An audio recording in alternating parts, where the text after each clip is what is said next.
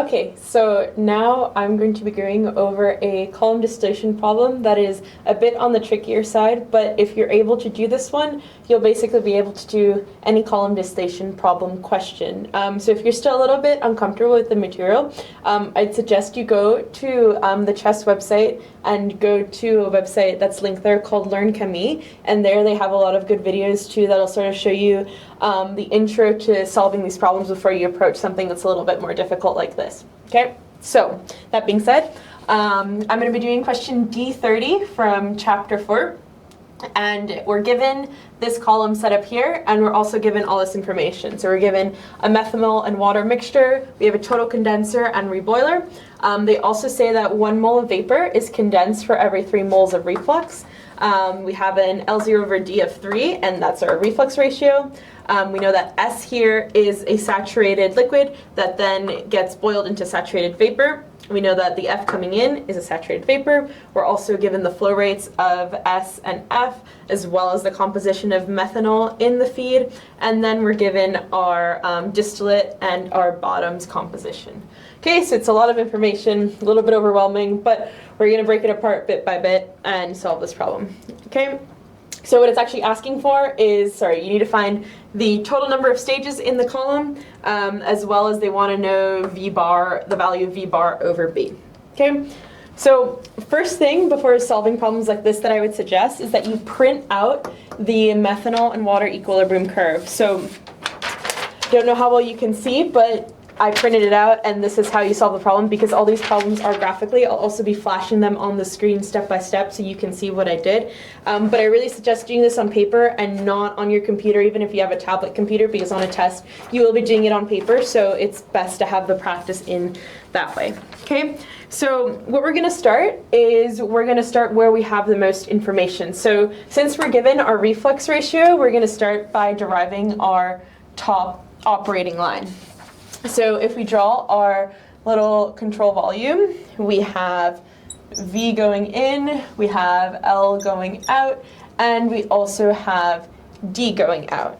Okay, so as usual then, we can write that our operating line is the same as it always is. So nothing is really different at the top. However, we don't know all our flow rates. And we also have this special information here that 1 mole of vapor is condensed for every 3 moles of reflux. So what that actually means is that you have a subcooled reflux coming in. So we can't just do the regular reflux ratio substitution. So how are we going to find then our slope L over V? So we're going to use that information here first. So what this means mathematically is that L equals L0 plus 1 over 3 L0, right? So you have 1 mole, and then also, you have, say this is 3 moles. For every 3 moles of this coming in, you're going to have 1 extra mole added that comes in from the vapor. So this means that L equals 4 over 3 L0, because in this case, again, L0 and L are not equal like they usually would be because of this special condition here. Okay, so what we can then say is we can say that L over V is equal to L over L plus D. So that just comes from our normal mass balance here. And then we can change that to say it's equal to L over D over L over D plus 1. Okay, so all I did was divide everything by D. And now what we can do is we can substitute all our L's for our L0 using this relationship here. So what that changes it to is we have 4 over 3 L0 over D over 4 over 3 L0 over D plus 1. And since we know that our reflux ratio L0 over D equals 3, this gives us then 4/5, okay? And that's the slope of our top operating line. So now we can rewrite this here as y equals L over Vx plus 1 minus L over V xd.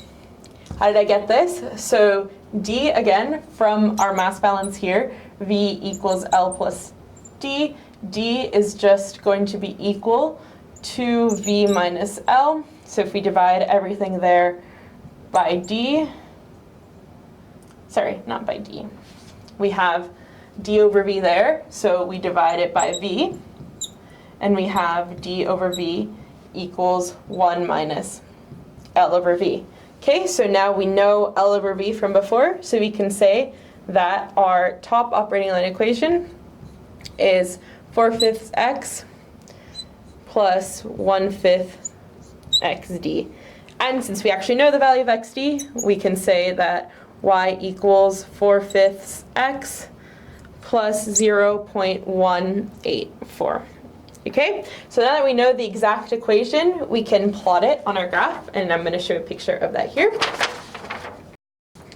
So now that we pulled the top operating line, we're given the additional piece of information that the S, the side stream that comes out at the second stage. So if we just hop down 2 stages, as you see there, you can actually find the value of XS. Another piece of information that was given in the question is that S is coming out as a saturated liquid. So what that means is that our Q line is going to have a slope of infinity since it's all liquid. So if we just draw that Q line where the second stage intersects the top operating line, you'll see that it comes down to a point on the y equals x line, and that's where we get our value of xs equals 0.62. Okay, so now we have 1/3 of our graph all done. So the next thing we're going to do is we're going to move down the column and we're going to find the middle operating line.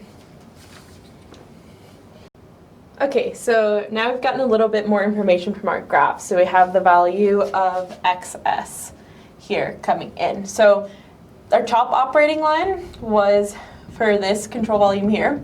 Now we're going to try to find our middle operating line. So for the middle operating line, we're going to do this control volume here. So I'll show that over here. So what's coming in is we have V prime coming in, we have L prime leaving, we also have D leaving, and we have S leaving as well. Okay, so to derive the operating line for here, we first start by saying what goes in, V prime, equals what goes out. So that would be then D plus S plus L prime, right? And if we do that now in terms of components, we have V prime Y equals D XD plus X SS plus L prime X. Okay, so if we rearrange it into the Y equals MX plus B form, we have Y equals D over V prime XD plus S V prime XS plus L prime V prime X. Okay, you get the idea. So we do know XD and we know XS.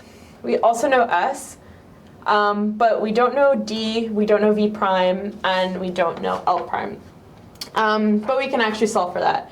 So the first thing we're going to try to do is we're going to actually solve for D and B using our overall mass balances, right? So we first of all know that F equals D plus B.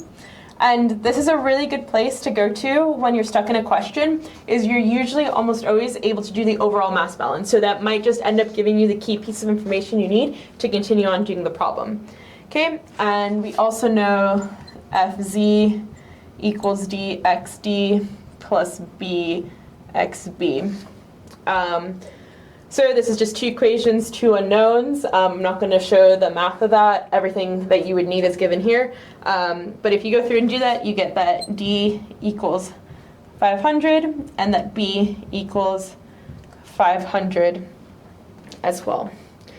Okay, so now we are 1 step closer to finding out what our L prime is. Okay, so one thing that we know is we know that L0 over D equals 3. So that's our reflex ratio from before. Okay, so that means that our L0 is simply going to be 3 times D. So L0 equals 1500. Okay, and now that we know our L0, we can go ahead and find our L also based on this information from before, we knew that L equals 4/3 L0. So that means that L equals 2,000. Okay. We also know that L prime, since S comes out as a liquid, we know now that L prime is going to be equal to L minus S, right? Because L comes in before and S is coming out entirely as a liquid. So we just solved for L and we know S, so now we have found L prime and we can move on to the next part of the question. So like I said, L minus S, so that is just going to be 2,000 minus 500, which equals 1,500. Okay, so now that we found L prime, we can actually find V super easily. So we know from our first initial balance that V is just equal to L plus D. And we just solved for L, and we solved for D also. So V is going to be equal to 2,500.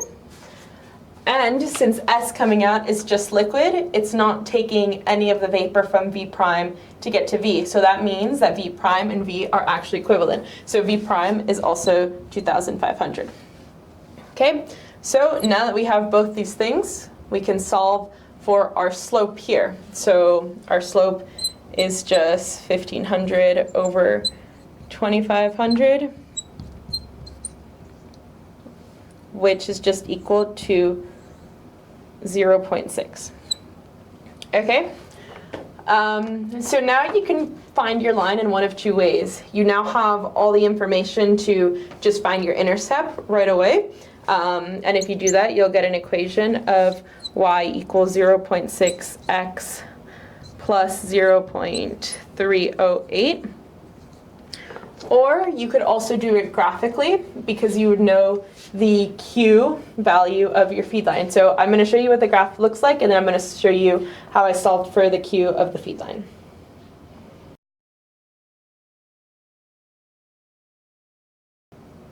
Okay, so now that you've seen what the graph looks like, I'm going to show you how you could have found that line by also using the Q line. So we know that like I said before, that the Q of that side stream coming out is going to be infinity because it's liquid, but because we have this boiler here, the Q of this mixed feed coming in here is going to be all vapor, and that's also true because this feed coming in here is going to be all vapor as well. So all we really have to do is figure out the composition of methanol in this stream here in order to find out what value our QF, which is going to be a horizontal line, has to hit at. So all we're going to do is another mass balance. So we know that S plus F is going to be this F mix. So I'm going to call this one here F mix. We found the composition of XS on our graph from before, and we were also given the composition of methanol in the feed in the problem statement. So you can just write SXS plus FZ equals X mix F mix, right? So you might want to actually solve for F mix first, so that one is just S plus F, which is going to be equal to 1,500. And then if you plug everything else in, you're going to get a value of this X mix being equal to 0.5267. Another thing I forgot to mention before is when you did this, if you didn't get exactly XS equals 0.62, that's fine because it is a graphical by hand method, right? So there's always going to be just a little bit of difference from person to person, and if you got something like 0.6 or 0.65 on a test, they usually wouldn't take marks. So if you want to continue the question using your number, that's fine too, so you're going to get a slightly different answer here, but again, it should be within reason, and you should make sure that you check with your friends or check with solutions to make sure you're not too far off. I think on the graph I actually called this one XC as well, but I'm calling it X mix here. So it should be this value. So when you draw it across the graph, you would just find the 2 points of intersection, then draw the operating line between them. So the final step would be to draw the bottom operating line, and it's actually now super easy because you know that your xb has to intersect the y equals x line, and it also has to hit this point, so you just draw a line in between those 2 points, and I'm going to show that now.